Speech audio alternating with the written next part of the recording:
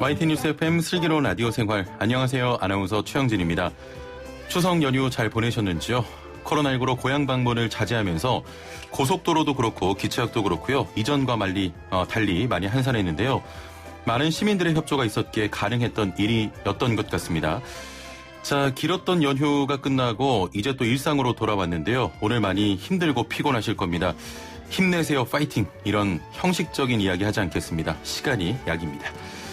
자, 코로나19 하루 신규 확진자가 많이 줄었습니다. 최근 2주 하루 평균 확진자가 66.5명인데요. 이전 121명의 절반 수준입니다. 하지만 추석 연휴 감염 확산 여부는 이번 주 중반이 돼야 정확히 평가할 수 있다고 하는데요. 절대 방심은 금물입니다. 자, 최근 충전 중이던 전기차에서 화재가 발생해 차량이 전소했습니다. 이에 전기차 안전성 논란이 계속되고 있는데요. 일부에서 관련 이야기 나눠보고요. 자, 3분여가 오늘 리 씨가 스튜디오에 출연해 생방송으로 진행됩니다. 보이는 라디오 통해서 동작 따라해 보시고요. 2부는 슬기로운 언어생활 준비되어 있는데요. 명절만 되면 큰 고민이 있습니다. 먼 친척을 어떤 호칭으로 불러야 하지? 새 가족을 맞이했는데 저분을 뭐라고 불러야 하지? 참 어려운 문제죠. 최근 사회 변화에 따라 가족 간의 호칭을 바꿔보자 이런 움직임도 있는데요. 고려대 국어국문학과 신지영 교수와 풀어보겠습니다. YTN 뉴스 FM 슬기로운 라디오 생활 지금 바로 출발합니다. 네, 1부는 현장의 목소리로 생활 속 이야기 들어봅니다. 지난 6월 기준 국내에 보급된 전기차는 11만여 대, 전기차 보급 확대와 함께 관련된 화재가 잇따르면서 안전성 논란이 계속 이어지고 있습니다. 2017년과 2018년 해마다 10건 넘게 불이 났고 지난해에만 전기차 22대에 불이 났는데요. 잇따르는 전기차 화재 사고로 원인 규명을 요구하는 국민청원도 올라왔습니다. 자세한 내용 대림대 자동차과 김필수 교수와 함께 이야기 나눠보겠습니다. 안녕하세요. 네, 안녕하세요. 예. 왜 일부에 또 나오신 겁니까? 아, 그렇습니까? 뭐 불렀으니까 나오셨겠죠. 맞습니다. 예. 네. 추석 연휴는 뭐 잘 보내셨습니까? 네, 잘 보냈습니다. 예. 이래저래 밀렸던 거 일하느라고요. 예. 여러 가지 또 요새 대학들이 원격 강의를 하다 보니까 원격 강좌를 미리 만들어야 됩니다. 예. 그래서 원격 강좌, 칼럼 또 예를 들어서 이 고속도로 막히는 거 교통 관련 또 예. 뉴스도 몇 개 이제 관련됐었고요. 정신없이 냈던 것 같습니다. 아니, 연휴에도 일을 많이 하셨군요. 워콜릭이다 보니까 일 겸해서 합니다. 알겠습니다. 자, 오늘 좀 심각한 이야기인데 네. 현대차에서 생산되는 전기차 코나 2018년 출시 이후에 벌써 12번째 화재라고요? 맞습니다. 지금 3만여 대가 판매된 게 코나 전기차입니다. 가장 많이 판매된 차거든요. 근데 어제 새벽에도 그 화재가 생겼고 지난주에도 발생을 했어요. 그렇습니다. 그러다 보니까 국내에서 가장 많이 판매된 차다 보니까 소비자 입장에서 굉장히 불안감이 증가할 수밖에 없습니다. 예. 몇 년 전에도 이 BMW 차량 화재로 인해서 상당히 지금 국민적 공포가 많이 늘어났지 한참 않습니까? 그랬었죠. 예. 지금 이번에도 이 코나 전기차에 대한 부분들이 화재가 적지 않게 지금 발생을 하고 있거든요. 그런데 아직 이제 정부라든지 또 현대차 자체에서 아직 발표를 안 하고 있어서 불안감이 증폭돼 있는 상황이고요. 또 국민청원까지 올라올 정도니까 이 관심도가 상당히 높아지지 않나 이렇게 보고 있습니다. 가장 최근에 난 화재가 그 충전 중에 맞습니다. 어제 새벽에 지하 주차장에서 충전이 끝난 상태라 그러죠. 끝난 상태인데 아마 연결돼 있는 상태였는데 역시 이제 전소가 됐습니다. 그래서 충전 중에 화재가 생긴 경우도 있었고 사례를 보게 되면 이 12건 중에서 2건은 해외에서 발생을 했고요. 10건이 국내에서 발생을 했는데 충전 중에 발생 또 충전 이후에 몇 시간 지난 다음에 화재가 생긴 경우도 있고요. 종류가 여러 가지로 다방면으로 발생을 하는데 코나 전기차에 몰려 있다는 게 문제점이라고 보고 있습니다. 그렇군요. 말씀하신 대로 국민청원도 제기가 됐고요. 네. 12번의 화재 사고가 발생하는 동안 이 원인 규명이 없었습니까? 없었습니다. 그러다 보니까 이제 상당히 국민적 불안감이 높아지고 있다 이렇게 보고 있고요. 지난 2018년부터 발생을 해서 작년 후반에 국토부에서도 조사에 들어갔습니다. 그런데 아직 이제 정식으로 발표를 하지 않고 있습니다. 같이 이제 현대차하고 국토부가 함께 조사를 한다 그러는데요. 근데 지금 이번에 국가수에서 발표가 됐어요. 마침 어저께 이제 화재가 생기면서 발표가 된 것이 원인 자체가 자동차의 설계상의 문제점이다 이렇게 지금 언급을 하고 있습니다. 다시 말하면 뭐냐면은 이 배터리라는 게 셀도 있고 셀이 모여서 모듈이 되고요. 모듈을 묶어서 팩을 만듭니다. 배터리 팩. 근데 배터리 팩의 연결 부분에 특히 이제 절연 특성이 떨어지면서 초기에는 괜찮다가 반복적으로 운행을 하면 소음 진동도 많아지지 않겠습니까? 이런 것에 의해서 예. 절연 상태가 나빠지고 여기에 과전류가 흐르면서 열폭주 현상으로 인해서 화재가 생겼다라고 국과에서 언급을 했거든요. 예예. 아마 전체적으로 볼 때는 이 배터리 전체의 팩에 대해서 뭐 설계상에 또 예. 연결 부위라든지 이런 부위가 문제점이 있지 않나 이렇게 보고 있습니다. 그럼 한마디로 좀 네. 축약을 하면 배터리 문제라고 보시면 될 것 같아요. 예. 왜 그러냐면은 지금 이제 LG화학 배터리를 사용을 하고 있습니다. 그런데 예. LG화학에서는 셀을 제공을 한다고 볼 수가 있고 이걸 패키지화해서 넣는 것은 현대차 그룹에서 진행을 하는 거거든요. 예. 그러다 보니까 또 만약에 LG화학의 셀에 문제가 있었다 그러면은 코나 전기차 하나만 화재가 생기지는 않겠죠. 여러 군데에다 가장 많이 세계 1위로 많이 공급하는 게 LG화학 배터리라고 볼 수가 예. 있는데 다른 전기차에는 화재가 생기지 않고 있다는 뜻은 이 차 자체가 문제가 있다라는 하나의 반증이기도 하고요. 예. 물론 아직 정식으로 완전히 발표된 건 아닙니다. 여러 가지 이유가 있겠죠. 충전기라든지 또는 배터리 팩이라든지 뭐 또는 예를 들어서 방화나 실화에 대한 얘기도 있는데 방화나 실화에 대한 것들은 없는 것으로 확인이 되고요. 예. 그러다 보면은 자동차 자체의 결함일 가능성 또 충전기 상태도 지금 아니라고 얘기 나오고 있으니까 결국은 배터리 패키지화 시키는 예. 이 설계상의 문제점이 아닌가 이렇게 지금 판단될 수가 있습니다. 예. 자, 인터넷 커뮤니티 등에서는 대부분 5월에서 9월 중 그 화재가 발생하면서 네. 9월까지는 완충을 자제하고 완충을 했다면 장기간 또 방치하지 말고 주행을 해서 배터리를 바로 소진해라. 또 충전 중에는 차량을 비우고 있길 권한다. 뭐 이런 이야기를 하는데 맞습니다. 이게 충전 상태나 온도 등이 화재와 영향이 있는 겁니까? 영향을 줄 수 있다고 보고 있습니다. 예, 예. 지금 완전히 발표된 건 아니지만은요. 배터리 설계상이라는 것 자체가 배터리에는 이게 일종의 조그만 그릇에다가 물을 계속 퍼집어넣는 거거든요. 예. 그러니까 그릇이 큰 그릇이 하나가 있는 게 아니라 이게 수백 개가 직병렬로 연결되어 있는데 여기다 물을 동시에 집어넣고 또 예. 방전할 때는 동시에 꺼내 쓰는 예. 즉 이게 이제 배터리를 관리해 주는 시스템인데 우리가 BMS라고 얘기를 해주면 배터리 매니지먼트 시스템, 예. 배터리 관리 시스템이거든요. 이 관리 시스템은 환경적인 영향, 온도에 대한 영향 당연히 있고요. 또 충전 속도라든지 충전 양이라든지 이런 것들을 여러 가지를 좌우한다고 볼 수가 있기 때문에 환경적인 부분에 의해서도 영향을 받을 수 있다 이렇게 볼 수가 있습니다. 그러나 전체적으로 볼 때는 예. 조금 아까 말씀하신 대로 사실 이 코나 전기차의 소유자 입장에서는 이 배터리를 되도록이면 충전시키면 쓰세요라고 얘기하는 것도 좀 사실 운행하는 입장에서는 그러니까요. 굉장히 불편하고 예. 불안감을 증폭시키거든요. 또 충전소에 옆에 있지 마세요라는 얘기는 화재 가능성이 있다는 하나의 반증이기도 그렇죠. 하지 않습니까? 예. 그런 측면에서 보면은 소비자의 불안감은 늘어날 수밖에 없다 이렇게 보고 있습니다. 아니 소비자 입장에서는 당연히 뭐 완충하지 마라. 네. 이런 걸 지켜가면서 이 차를 탈 필요는 없잖아요. 사실. 그렇죠. 그러려면 전기차 사용 안 하는 게 낫죠. 예. 굳이 전기차가 이제 시대의 대세다라고 해서 뭐 얼리 어댑터 개념을 지나서 지금 보급 대수가 12, 3만 대로 늘어나고 있거든요. 예. 또 내년에는 전기차 전용 플랫폼을 통해서 완성도 좋은 전기차가 단점이 없어지는 가성비 최고의 전기차가 내년에 중반쯤에 쏟아집니다. 예. 그런 측면에서 보게 되면은 이렇게 이 단일 모델 전기차에 화재가 생긴다는 것은 이런 어떤 전체적인 흐름에 찬물을 끼얹는 이런 그렇습니다. 부분이기 때문에 정부나 또는 현대차에서 발빠르게 조치를 해서 발표를 해줘야 됩니다. 예. 불안감을 해소시켜야 되는데 지금 3만 대라는 게 적잖은 숫자라고 보시면 될 것 같아요. 예. 주변에 보면은 가장 많은 차라고 보시면 될 것 같은데 말씀하신 대로 충전시키는 상태라든지 또는 충전하는 방법에 대한 것들을 좀 조심스럽게 여러 가지가 이유가 나온다라는 것은 분명히 문제점이 크다고 이렇게 보고 있습니다. 예. 자, 많은 분들이 이 전기차 구매를 고려하고 있고 네. 이제 시대가 전기차 시대로 좀 흘러가는 그런 모양인데 일단 배터리를 사용하는 전기차가 일반 내연기관차보다 좀 화재에 취약하다고 봐야겠습니까? 그렇지는 않습니다. 예.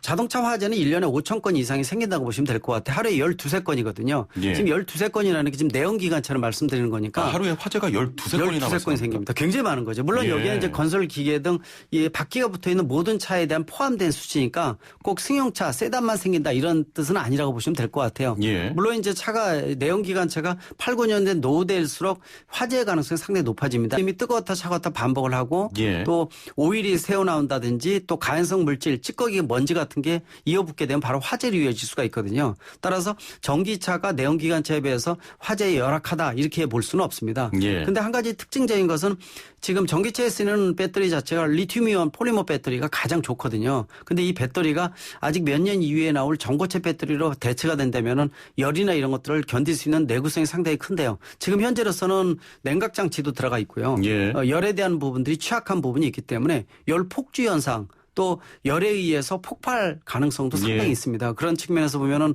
전기차에 대한 것들은 지금 나온 것들 빨리 문제점을 해소하지 않는다면은 불안감 증폭될 수밖에 없고 전기차에 대한 거부감이 커질 것으로 보고 있으니까 현대차 특히 이 국토교통부가 담당 부서다 보니까 좀 더 발빠르게 움직여야 되지 않나 이렇게 말씀드릴 수가 있습니다. 예. 교수님이 가서 한마디 해주세요. 제가 또 전기차 협회장을 맡고 있다 보니까 전기차에 대한 부분들은 불안감이 증폭되면 상당히 안 된다고 보고 있어서 제가 보기에도 좀 걱정이 돼요. 왜냐하면 이 부분이 이미 문제가 발생한 지 2년이 되고 있고 또 횟수가 점차 늘어나고 있다는 거고 또 이 전소가 된다고 볼 수가 있어요. 그런 측면에서 보게 되면 운전자 입장, 소유자 입장에서는 불안감 증폭되니까 이거 어디 불안해서 충전시키고 운행할 그렇습니다. 수 있겠습니까? 좀 빨리 해소해야 되고 해결 방법 또 필요하면 리콜, 보상도 이루어져야 된다고 보고 있습니다. 예. 자, 지금 문제가 되고 있는 부분 중에 하나가 바로 이 현대차의 대응인데 네. 이전 사고 당사자가 인터넷 커뮤니티를 통해서 현대차 고객센터에 해당 사항을 알렸지만 1대1 게시판으로만 소통이 가능하다며 제대로 된 소통이 필요하다 이런 지적이 나오고 있는데요. 네. 이렇게 대응하는 이유가 뭘까요? 막는 거에 지금 뭐 올인한다 이렇게 보고도 있죠. 어떻게 보면은 확산되는 것을 지금 꺼려하는 이런 부분이 아닌가 보고 있거든요. 이슈화되지 않기 위해서. 맞습니다. 근데 이제 이런 부분들은 오픈해서 지금 이미 거의 모든 국민들이 이 코나 전기차에 대한 불안감을 다들 알고 있어요. 그러니까 하루속히 문제점을 해결하는 게 굉장히 중요하다고 보고 있어요. 아까 말씀드린 대로 배터리라는 것이 굉장히 불안한 상태로 있을 수가 있습니다. 열에 지금 취약해서 냉각 장치라든지 또 충전시킬 때 충전 속도나 또는 차에 해당되는 시스템 설계를 다 별도로 한다고 볼 수가 있거든요. 다른 차에 화재가 안 생기고 이 차만 화재가 생긴다는 얘기는 이 차에 들어가는 배터리 용량이 아마 65kWh 정도가 될 겁니다. 아마 그 정도 될 텐데 여기에 충전시키는 방법이나 충전 속도에 대한 것들 이런 여러 가지 부분들의 설계가 문제점이 있지 않나 또는 연결 부위가 저런 상태가 나빠진다는 얘기 그만큼 내구성 있게 제대로 못 만들었다는 하나의 반증이기도 하기 때문에 제작상의 문제점 자동차 자체의 문제점일 가능성 상당히 높으니까 하루속히 이 정부도 같이 좀 발표를 해서 이 불안감을 해소하는 것이 가장 중요하지 않나 이렇게 보고 있습니다. 그렇습니다. 자, 신차 구입 후에 하자 시에 교환이나 환불해주는 한국형 레몬법 현재 시행 중이지 않습니까? 이 코나 EV건과 관련해서 결정된 사항은 한 건도 지금 없습니다. 레몬법 하게 되면 신차 교환 환불 프로그램이라고 보시면 되는데요. 작년 1월부터 시행돼서 올해 2년째 이루고 있지만은 실제로 이 전기차가 한 번도 들어와서 이 제기된 적은 없고요. 물론 이제 내연기관차도 신차 교환 환불 프로그램으로 레몬법을 통해서 한 대도 교환 환불이 된 적이 없습니다. 그래서 레몬법의 불용성에 대한 것들이 많이 제기되고 법 자체가 좀 무용지물 아닙니까? 맞습니다. 문제점이 크다고 볼 수가 있죠. 물론 이제 근본적인 문제점이 여러 가지가 있습니다. 자동차 메이커가 책임을 다하지 않는 부분들도 분명히 있고요. 또 징벌적 손해배상자 문제라든지 또 자동차의 결함을 운전자가 밝혀야 되는 근본적인 구조적인 문제를 안고 레몬법이 적용되기 때문에 문제가 큽니다. 지금 말씀하신 대로 전기차에 대한 것들은 레몬법을 통해서 정식으로 제기되는 부분은 없는 것으로 지금 알고 있어서 아직은 아직까지 수면 위로 올라오지는 않았는데 일반 계속 화재가 생기고 있으니까 더더욱 문제점이 크지 않나 이렇게 보고 있습니다. 그러면 화재로 차가 전소됐는데 그 소비자들은 지금 보상을 못 받고 있는 겁니다. 지금 현재로서는 아직 그 부분에 대해 수면 위로 올라오지는 않았습니다. 그러나 제가 보기에는 아마 자동차의 제작상의 문제점일 가능성이 상당히 높습니다. 단일 차종에 같은 문제가 여러 번 반복되고 배터리 부위에 화재가 생기고 또 국가에서도 그거 일부 의견을 피력을 했기 때문에 자동차의 결함에 대한 부분들은 전체 보상을 받는다 볼 수가 있거든요. 꼭 지금 레몬법에 적용을 안 한다 하더라도요. 추후에 이게 발표가 되면은 기존에 화재가 발생했던 부분에 대해서는 아마 소비자가 보상을 받지 않을까 이렇게 보고 있고 본인 차만 화재가 생겨서 전소가 되면 문제가 없지만은 옆에 주차장에 몰려 있다가 다른 차까지 화재가 확대가 된다든지 또 이 어떤 빌라 같은 경우에는 지하주차장에 불이 나게 되면 다른 곳에 영향을 줄 수도 있거든요. 인명피해도 발생할 수 있고요. 맞습니다. 그런 측면에서 보게 되면 상당히 지금 일이 커질 수가 있으니까 이런 안전상에 직결되는 문제는 지금 2년 동안 이렇게 질질 끌만한 문제가 아니라고 분명히 보고 있어서 더더욱 문제점이 있지 않나 이렇게 보고 있습니다. 지금 뭐 전기차 보급률이 높아지면서 네. 비단 뭐 우리나라만의 문제는 아닌 것 같아요. 미국에서도 테슬라의 화재로 안전에 대한 문제가 제기되고 있지 않습니까? 맞습니다. 예전에도 몇 건이 발생을 했거든요. 후속 조치를 통해서 지금은 화재가 발생을 안 하고 있는데 예. 차라는 것이 뭐 3만 개의 부품, 물론 이제 내연기관차고 전기차는 한 18,000개 정도의 부품입니다. 이러한 부품들이 유기적으로 움직이는데 특히 이제 전기에너지에 대한 부분들은 옆에 가연성 물질이 있게 되면 옮겨 붙을 수밖에 없어요. 예. 화재에 대한 부분들이 얼마든지 취약한 부분이 나올 수가 있거든요. 문제점은 이런 문제가 생겼을 때 얼마큼 발빠르게 조치해 주느냐. 그렇습니다. 또 수면 위로 올려서 알릴 것은 알리고 리콜을 해준다든지 보상을 해준다든지 이런 예. 부분을 통해서 좀 더 다시 태어난다는 생각을 가져야 되거든요. 예. 지금 너무 길게 끌었다고 보고 있고 예. 또 자주 발생한다고 보고 있기 때문에 분명히 문제점은 상당히 크다고 볼 수가 있습니다. 그렇습니다. 자, 마지막으로 좀 이야기를 맺도록 하겠습니다. 네. 가장 중요한 건 바로 원인 규명일 텐데 네. 이 원인 규명이 제대로 될까요? 제대로 된다고 보고 있습니다. 이미 같은 부위에 같은 문제가 발생을 했고 또 일반 이 화재 자체가 예. 실화라든지 아니면 고의성 있는 부분들은 아니라고 확인이 됐고요. 또 충전기도 아닌 부분들로 일부 확인이 되고 있습니다. 해당 차종의 같은 문제, 배터리 부위라는 것 자체는 자동차의 결함의 가능성 상당히 높다고 보고 있으니까 예. 좀 더 이런 부분 신뢰성 있게 국가수하고 국토부가 좀 더 현대차 더불어서 같이 좀 발표를 해서 안심하고 탈 수 있게끔 또 전기차의 흐름에 역행이 되지 않게끔 만들어주는 이런 이 자리매김이 필요한 시점이 아닌가 이렇게 보고 있습니다. 그렇습니다. 자, 오늘 말씀은 여기까지 듣고요. 다음에는 2부에서 봬요. 네, 알겠습니다. 네. 지금까지 대림대 자동차과 김필수 교수와 함께했습니다. 네, 매일 3분씩 건강한 자세의 달인이 되는 시간입니다. 리 씨와 함께합니다. 안녕하세요. 나마스테. 네, 나마스테. 추석 연휴 잘 보내셨습니까? 네, 추석 연휴 집에서 정말 푹 쉰 것 같아요. 예, 예. 네. 제가 저기 담당 PD에게 필라테스 선생 좀 구해달라 그랬는데. 아, 정말요? 이렇게 또 오늘 나오셨네요. 네. 아직 못 구하신 것 같네요. 예. 다음번에는 꼭 필라테스 선생님으로 부탁을 드리겠습니다. 네. 자, 오늘 어떤 자세입니까? 네, 연휴 동안 푹 쉬셨잖아요. 예, 예. 또 월요일 아침 또 이렇게 출근하셔서 일하시느라 힘드실 텐데, 예, 예. 머리를 깨워내는 이 머리요? 그렇죠. 머리를 맑게 하는 동작 준비했습니다. 또 오늘 동작이 평소에 두통을 앓고 계신 분들이라면 도움이 될 것 같아요. 네. 우리 주변의 이 목, 어깨 근육만 시원하게 풀어줘도 두통을 예방할 수 있습니다. 예, 예. 그래서 오늘은요, 목과 어깨 근육을 좀 부드럽게 풀어서 예. 시원하게 이렇게 만드는 그런 동작들을 해볼 건데요. 평소에 뭐 그 두통 이런 거 좀 앓고 계신 분들은 정말 스트레스거든요, 그게. 맞아요. 예, 이런 분들에게. 형진 씨처럼 이렇게 머리가 커서 무겁게 느껴지시는 것뿐만 아니라 정말 예. 목과 어깨 근육이 딱딱해도 머리가 무겁게 느껴집니다. 저를 존중해주는 필라테스 선생님이 아주 절실하게 나마스테. 필요합니다. 자, 오늘 동작 소개해 주시죠. 네, 오늘 동작 가볍게 진행해 보도록 할게요. 의자에 네. 앉아서도 따라 하실 수 있습니다. 의자에 앉으셔서요. 등허리를 먼저 바르게 세워볼게요. 네, 네. 그 상태에서 깍지 낀 상태로 두 손 깍지 껴서 뒤통수로 가져가 볼게요. 예. 팔꿈치가 활짝 벌려져 있죠. 그 상태로 팔꿈치 오므리면서 네. 그대로 고개도 숙여볼게요. 자, 이때 등은 말리지 않게 등허리 핀 상태에서 그렇죠. 고개만 살짝 숙여서 시선을 내 배꼽 바라보면서 양 팔꿈치를 오므려 볼게요. 예. 목 근육이 시원하게 자극 느껴지시죠? 느껴집니다. 예. 그렇죠. 그 상태에서 내 시선을 내 오른쪽 골반 쪽으로 가져가 볼게요. 자, 이때 왼쪽 목선 늘어나는 거 느껴지시죠? 예. 자, 이때 주의하실 점은요.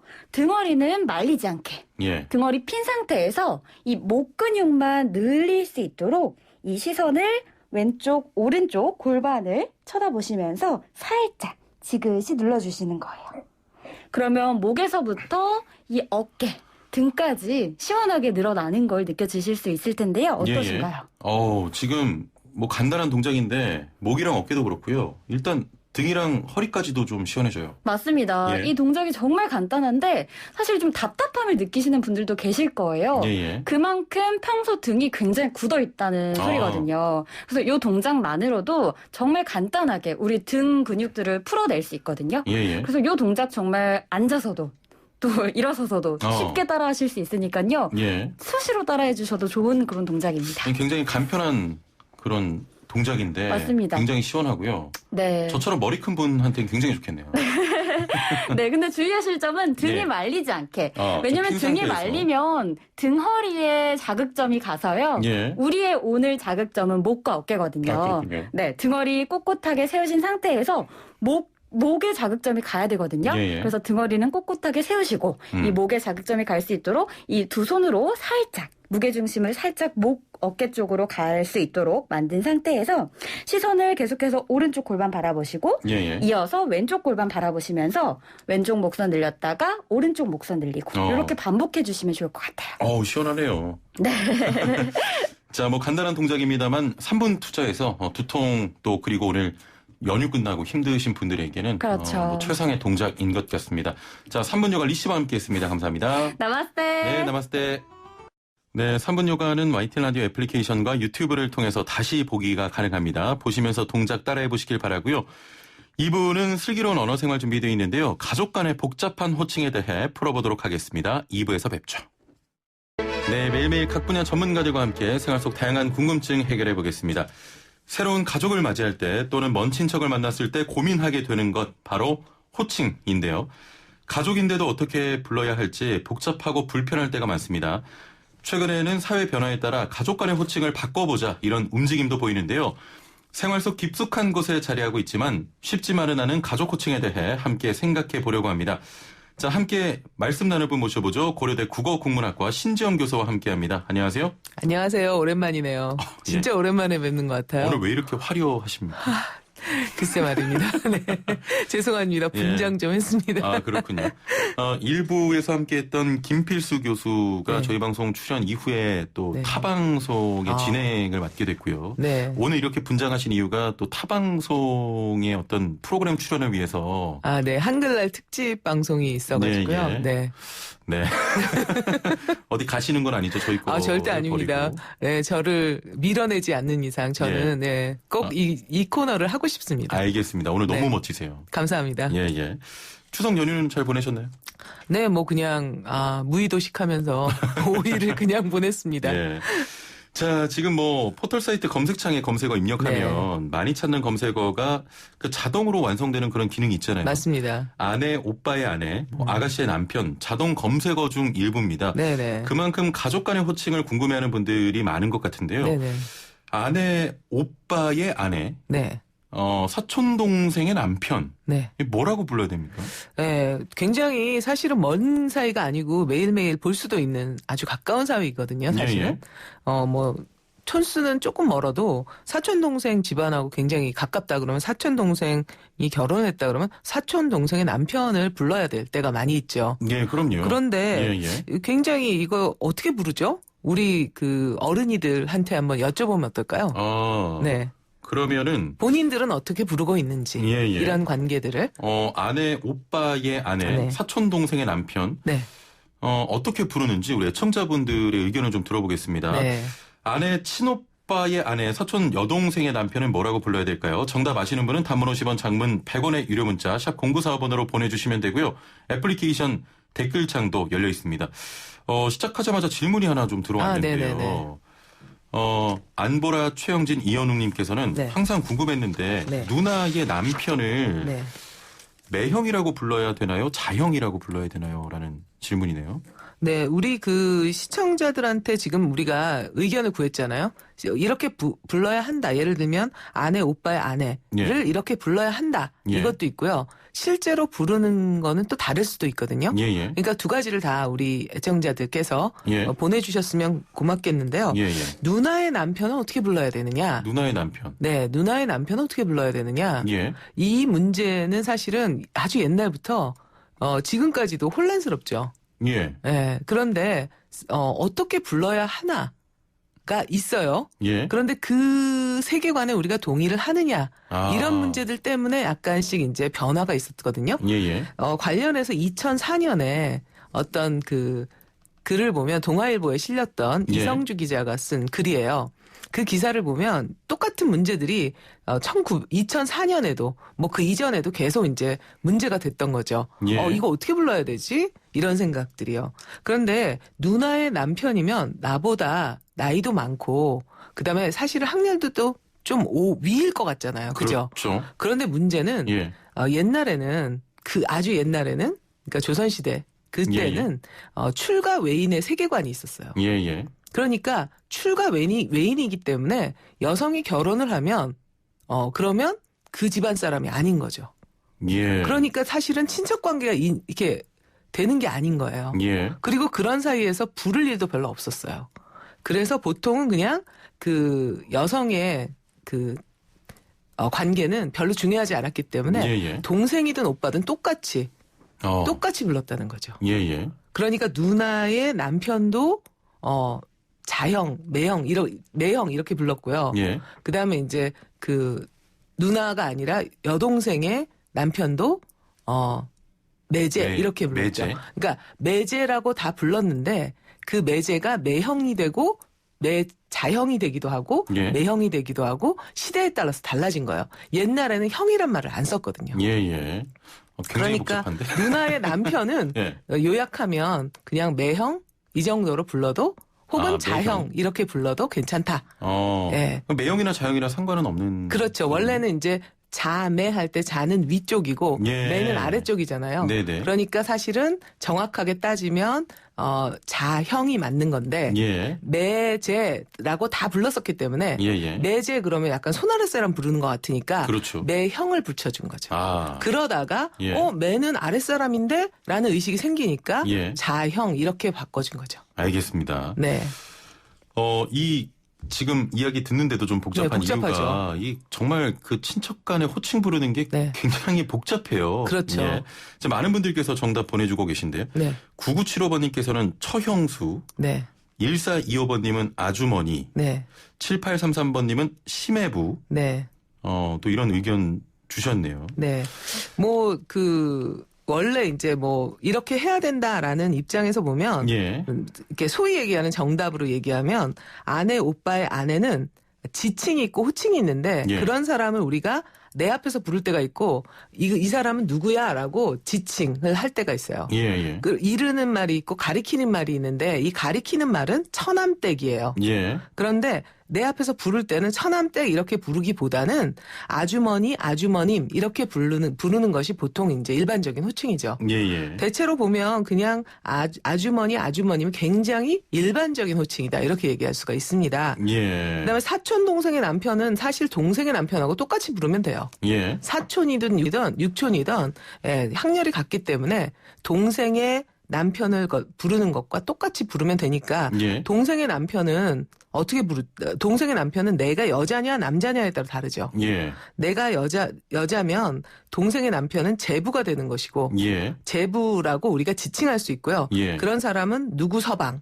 성을 붙여가지고 누구 서방 혹은 제부 이렇게 부릅니다. 예. 그다음에 이제 남성인 경우 내가 남성인데 동생의 남편이 있다 그러면 매부가 되는 거고 지칭이 그다음에 이제 부를 때는 무슨 서방 혹은 매제 이렇게 예. 부른다는 거죠. 알겠습니다. 그런데 너무 복잡하죠. 복잡해요, 지금. 그렇죠. 예.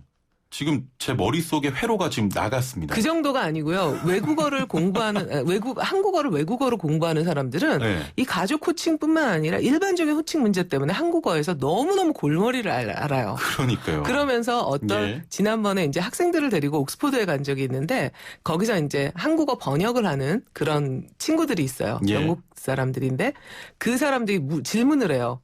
정말 너희는 예를 들어서 삼촌 그러면 혹은 고모 그러면 어떤 관계가 딱 떠오르냐. 예. 이렇게 이제 질문을 할 정도로 굉장히 복잡하게 생각을 하는 복잡하겠죠. 거죠. 예. 네. 지금 우리들도 복잡한데. 네. 외국 분들은. 그런데 이렇게 복잡한 거 우리가 왜 유지를 해야 됐죠? 이제는 좀 바꿀 필요도 있을 것 같아요. 너무 복잡하면 예. 문제는 뭐냐면 어떻게 불러야 한다라는 게 너무 강하면 예. 어떤 문제가 생기냐면 그거를 모르면 혹은 부르기가 불편하면 그렇죠. 그러면 이제 문제가 생기는 거예요. 예, 예. 우리는 말을 할 때 불러야 되잖아요, 상대를. 그런데 그 부르기 위해서 호칭이 필요한데 예. 그거를 모르거나 아니면은 부르기가 불편하거나 예. 이러면 그 사람과 말하기가 싫어지는 거죠. 그렇습니다. 잘 안 부르게 돼요. 안 부르게 되죠. 예. 그러면 안 부르게 되면 말을 안 하게 되고 예. 말을 안 하게 되면 관계가 소원해지게 그렇죠. 되는 거죠. 예. 만나기가 싫어지는 거거든요. 그렇습니다. 자, 2707번님께서는 네. 안녕하세요. 와이프는 88년생, 네. 저는 빠른 84년생입니다. 네. 자, 그런데 와이프 오빠는 네. 84년생인데 네. 와이프의 윗사람이라고 네. 저보고 형님이라고 부르라는데 그게 네. 맞나요? 네. 인터넷에 찾아보니까 제가 처남이라고 부르는 게 맞다고 해서요. 네. 현재는 제가 형님 하면서 존댓말 쓰고 와이프의 오빠는 매제라고 하면서 저한테 반말합니다. 네. 정확한 걸 알려주세요 하셨는데 네. 배우자, 형제의 배우자와 나이 차이가 많이 날 때는 뭐 서로 부르기 어려워서 호칭을 빼고 부르기도 하고요. 네. 형제에게 배우자에 대한 호칭은 사실 나이 관계없이 사용되는 거 아닙니까? 근데 사실 이것도 다 세계관의 문제예요. 예. 그러니까 우리가 서열을 하기 때문에 서열을 이제 정리를 하다 보니까 이런 문제들이 굉장히 많이 생기죠. 예. 그런데 이제 옛날에는 굉장히 그 서열 문화가 강했고 그게 이제 결정하는 것이 나이, 그 다음에 그거보다 더 위가 촌수. 그렇죠. 그거보다 더 위가 뭐냐면 사실은 옛날에는 뭐 부르는 말이 양반이냐 상놈이냐에 따라서 예. 말이 완전히 달라졌으니까요. 신분 이런 것들에 따라서 달라졌으니까요. 그러면 세계관이 출가외인 세계관, 그 다음에 남존여비 세계관을 예. 바탕으로 해서 옛날 가족 호칭들이 다 만들어진 거거든요. 예. 그 다음에 옛날에는 출가 외인이기 때문에 그 아내의 가족들하고 사실 만날 일이 없었어요. 그러다 보니까 부르는 말이 거의 없는 거죠. 예. 있다고 해도 아주 제한된 관계에서만 부르게 되고, 그 다음에 출가 외인 남존여비가 강하니까 여성보다는 남성 중심의 호칭이 더 그렇죠. 중요했던 거예요. 예. 그러니까 이제 예를 들면 아내가 나보다 나이가 많은데 나하고 그분이 동갑이고 나이가 많은데 나이가 아니죠. 동생인데 예. 나랑 나이가 같다. 예. 그럼 나 어떻게 불러야 되느냐. 이런 문제들이 요즘이니까 벌어지는 문제들이라는 거죠. 그렇죠. 그런데 사실은 이거는 가족 안에서 해결하는 게 저는 답이라고 생각해요. 사실 왜냐하면 가족이 관계잖아요. 관계는 말을 통해서 이루어지는 거거든요. 그런데 그 관계를 부르는 말이 너무 복잡하고 어렵고 불편해서 서로를 부르지 못한다? 아까 말씀드렸듯이 서로 말을 안 하게 되죠. 예. 그런 거보다는 서로 터놓고 어떻게 부르면 서로 좋을까? 뭐 이름에다가 뭐 님을 붙일까, 씨를 붙일까, 혹은 그냥 이름을 부를까? 뭐 이런 것들 아니면은 뭐 처형이라고 할까, 뭐 처제라고 할까, 뭐 이런 것들에 대해서 그냥 한번 같이 터놓고 이야기를 해보는 거죠. 편한 대로. 그러다 보니까 이제 결혼을 하면 사람들이 굉장히 어려움을 겪어요. 어려워요. 왜냐하면 결혼하기 전에는 예를 들어서 시부모님이 나를 부르던 말이 이름을 막 불러주다가 결혼을 갑자기 하니까 며느라 이렇게 부른다. 갑자기 낯설어졌다. 이상해졌다. 이런 얘기를 호소하는 사람들도 있거든요. 그런데 이제 며느리 입장에서는 며느라 이렇게 부르는 것보다는 계속 이름을 불러줬으면 좋겠는 마음이 있는데 또 시부모님 입장에서는 혹시 이름을 부르는 것이 며느리를 이렇게 존대하지 않는 것처럼 느껴진다라고 생각할 수도 있겠죠. 이런 것들이 서로 마음이 서로 달라서 동상이몽이 되다 보면 문제는 서로 이상한 관계가 되고 어색한 관계가 되고 이쪽은 이쪽 나름대로의 불만, 이쪽은 이쪽 나름대로의 불만이 생기게 되는 거죠. 그러지 말고 한번 터놓고 얘기를 해보자. 이름 불러줬으면 좋겠니? 아니면 어떻게 불렀으면 좋겠니? 네가 듣고 싶은 관계로 우리가 한번 같이 얘기를 해보자. 이렇게 하는 것도 굉장히 중요한 진전이라고 저는 생각을 하거든요. 가족 간의 어떤 이야기를 통해서 정답을 찾아가는 것. 지금 4203번님께서는 저도 형진 씨처럼 회로가 끊겼어요. 복잡해요. 회로 안 끊겨도 됩니다. 이제 복잡한 거 하지 말아요. 그냥 또 가족 간의 구성원 간의 협의를 통해서. 그렇죠. 아니 근데 사실 그런 게 있단 말이죠. 저보다 와이프가 어리고 와이프의 오빠가 저보다 어려요. 그러면 어른들은 촌수를 좀 따지잖아요. 위아래 따지기 때문에 형님으로 부르는 걸 당연하게 생각하는데 제 입장에선 기분이 나쁠 수 있거든요. 근데 그 어른이 누구냐는 거죠. 어른은 이제 뭐 그렇지. 배우자의 가족의 부모님. 어른들은 또 다른 생각을 할 거예요. 그러니까 형진 씨의 부모님은 다른 생각을 할 거고 배우자의 부모님은 다른 생각을 할 거예요. 그렇잖아요. 그러니까 뭐냐 도대체 누구를 중심으로 할 거냐. 이게 굉장히 충돌을 하게 되는 거죠. 왜냐하면 이제는 평등한 세계관이기 때문에. 출가외인 아니잖아요. 그러다 보니까 외가나 친가나 이런 말도 이제는 더 이상 쓰지 말자. 이런 이야기가 나오는 것이 바로 우리가 사실은 우리 후세를 잘 교육했기 때문이에요. 예, 예. 평등과 인권에 대해서 많이 교육했기 때문이죠. 예. 그러니까 그 평등과 인권에 대해서 우리가 교육해서 잘 성장한 만큼 그 세계관을 존중해줘야 되지 않을까. 저는 이렇게 생각합니다. 예. 어떤 그런 바뀌는 흐름 가운데 있는 것 같아요. 물론이죠. 예, 그래서 예. 사실은 국립국어원을 내서 제안하는 것들을 보면 굉장히 재밌는데요. 1992년에 표준화법 해설이라는 예. 제목으로 가족들을 어떻게 불러야 된다 이런 것들을 이제 제안한 적이 있어요. 예. 그런데 그 이후에 좀 시대가 오래되다 보니까 사람들이 나는 이렇게 부르지 않는데 이렇게 부르면 틀린다고 하는데 이거 이상하다.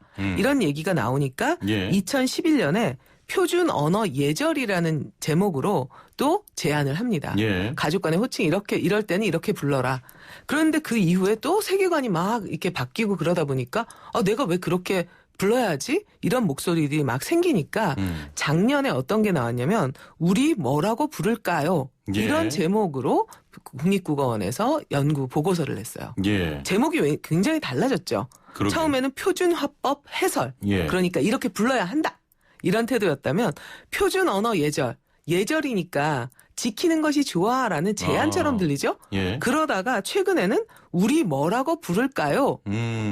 이런 것들을 통해서 이렇게 불러야만 한다라는 입장들을 바뀌고 있다. 이런 것이 굉장히 중요한 포인트다. 이렇게 얘기할 수가 있겠습니다. 예. 중요한 문제긴 한데 네. 결혼한 여성은 네. 좀 아버님, 어머님이라고 네. 시부모에게 부르고 네. 남성은 장인, 어른, 장모님이라고 부릅니다. 네. 요즘에는 장인, 어른, 장모님 대신에 아버님, 어머님이라고도 부르는데 네. 생각해보면 결혼하면 네. 모두 가족인데 네. 뭐 시작 전부터가 호칭이 달라요. 그렇죠. 그게 네. 바로 세계관이 반영된 표현이다. 그래서 예, 예. 언어는 인간의 모든 것에 대한 모든 것이다라고 늘 말씀드리는데 예. 잘 그 호칭을 보면요. 굉장히 비대칭이 있다는 걸 알 수 있어요.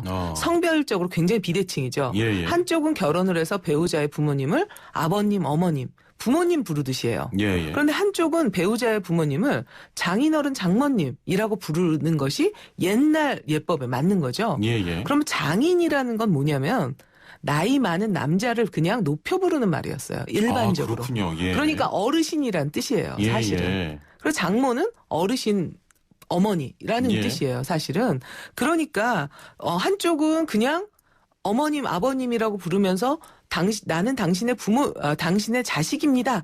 나는 당신을 부모라고 생각합니다. 이렇게 계속 이야기하게 하고 예. 한쪽은 장인어른, 장모님이라고 부르면서 그 배우자가 그 배우자의 부모님을 나는 당신의 아들이 아닙니다. 예. 선긋기를 하는. 그렇게 호칭을 사실 만들어서 예. 그 세계관을 공고하게 만들었던 거죠. 그런데 이제는 아니잖아요. 예. 그 세계관은 우리는 더 이상 유효하다고 생각하지 않죠? 예. 그런데도 불구하고 그렇게 불려지니까 장인어른 장모님 입장에서는 그냥 새로 맞은 아들인데 예. 왜 저 아들이 나를 어머니 아버님이라고 부르지 않고 장인어른 장모님이라고 부르면서 선을 그을까? 예. 이렇게 생각하는 거죠. 그렇군요. 이제 알았네요, 저도. 그런데 또 며느리 입장에서는 예. 나는 어머님 아버님이라고 불러서 나는 당신의 부모님이라고 생각합니다라고 계속해서 이야기하는데 예. 그 부모님은 나를 며느라, 새아가 이렇게 얘기하면서 선을 긋죠. 예. 그러니까 며느리 입장에서는 나를 자식으로 생각하지 않네. 그렇네요. 그렇게 서운해지는 거죠. 예, 알겠습니다. 오늘도 좀 뒤통수 맞은 것처럼 많은 걸 깨닫게 되는데 애청자분들의 의견 한번 좀 이쯤에서 받아볼게요. 네네. 나는 아내에게 부모님을 아버님, 어머님이라고 부른다. 아니다. 난 장인, 장모라고 부른다. 자신의 나이와 함께 좀 보내주시면 좋을 것 같은데요. 네. 예를 들어서 난 40대 장인이라고 부릅니다. 뭐 이런 의견을 받아보도록 하겠습니다. 네, 좋은데요. 예, 단문 50원, 장문 100원의 유료 문자 샵 0945번 또 애플리케이션 댓글창도 열려 있습니다.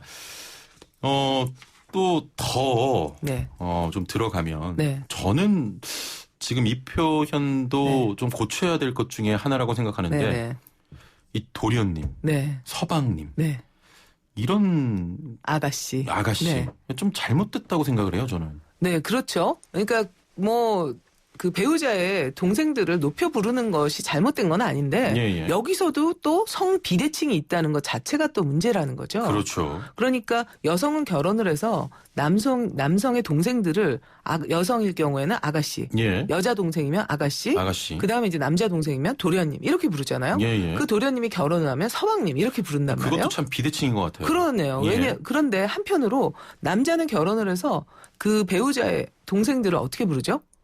여성이면 처제. 예. 남성이면 어떻게 부르죠? 어떻게 부르죠?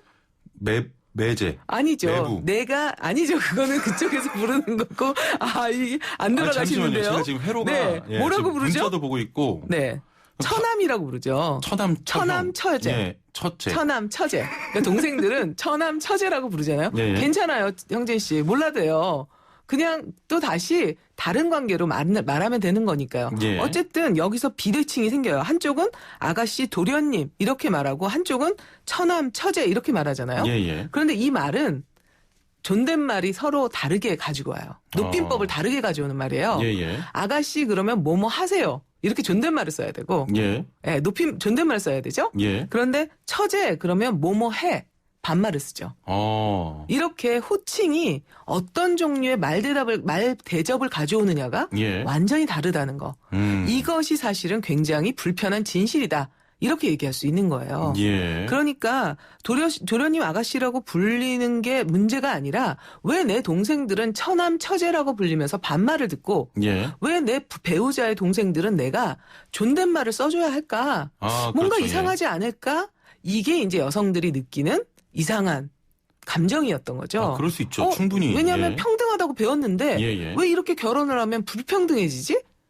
자, 이게 가장 중요한 포인트다. 이렇게 얘기할 수 있습니다. 예, 알겠습니다. 지금 2271번님께서는 어렵다. 오늘 방송은 노트 필기가 좀 필수라고. 아니에요. 몰라도 된다. 네, 그래도 결론적으로 지금 결론은 좀 귀결이 되고 있습니다. 네네. 9570번님 36세 남자입니다. 네. 아내에게는 아버님, 어머님 호칭을 쓰고 네. 저희 부모님과 말할 때는 장인, 어른, 장모님으로 호칭하고 있다 이렇게 말씀하셨고 9144번님 저희 아버지는 50대시고 아버님이라고 부르십니다 하셨고 네. 둘하나사이번님 저는 40대 남성입니다. 전 네. 장인, 어른을 아버님, 장모님을 어머님이라 불러요라고 하셨고요. 네. 1804번님 40대 아버님, 어머님이라고 부르고 핸드폰엔 장인, 어르신, 장모님 이렇게 저장돼 있다. 네. 9413번님 31세 남성이고요. 아버님, 어머님이라고 부릅니다. 7833번님 40대 후반이고요. 아버님, 어머님이라고 불러요 라고 하셨네요. 네. 예. 아니 이제 좀 결론을 맺어야 될 것 같은데 네네. 이게 좀 편하게 부를 수 있도록 왜냐하면 호칭이 어렵다 보면 네. 아까 말씀하셨던 대로 네. 부르기가 어려워지고 부르기 네. 어려워지면 대화하기 싫어지고 그렇죠. 그러다 보면 관계가 멀어지기 때문에 그렇죠. 이게 좀 편하게 부를 수 있는 방법으로 바뀌어야 되지 않을까 이런 생각 들거든요. 맞습니다. 세상이 변했는데 부르는 말도 당연히 변해야죠. 옛날엔 없던 말들이 많이 생겼잖아요. 부르는 말도 옛날에는 관계가 단순했기 때문에 가족 호칭은 굉장히 다양했지만 더 이상 가족이 핵가족으로 됐기 때문에 가족 호칭의 대부분은 안 쓰이는 말이에요. 반면에 새로운 관계가 만들어지면 호칭들이 막 만들어지거든요. 그런데 가족 호칭은 왜 그렇게 핵가족 안에서 복잡하게 굴어야 할까 우리가 이런 생각들을 잘 해보자 그런 얘기입니다. 그러니까 불리고 싶은 불렀으면 좋겠는 이 호칭들을 가족 간에 잘 이야기해서 귀결해보는 거 결론을 내리고 그렇게 부르는 거 이게 굉장히 중요하다. 오늘 이렇게 결론을 내려보면 좋을 것 같습니다. 알겠습니다. 복잡하게 생각하지 말자. 예. 자, 오늘 말씀은 여기서 좀 줄여야겠네요. 오늘 말씀 감사합니다. 감사합니다. 네, 지금까지 고려대 국어국문학과 신지영 교수와 함께했습니다. 자, 연휴가 끝나자마자 날이 부쩍 차가워졌습니다. 오늘은 좀 춥기까지도 했는데요. 서울은 최저기온이 한 자릿수로 떨어져서 어제보다 8도 이상 낮아졌고요. 몇몇 곳은 영하권까지 떨어졌습니다. 내일은 오늘보다 기온이 더 떨어질 것이라고 하네요. 건강 유의하시길 바랍니다. 내일 뵙죠. 최영진이었습니다. 고맙습니다.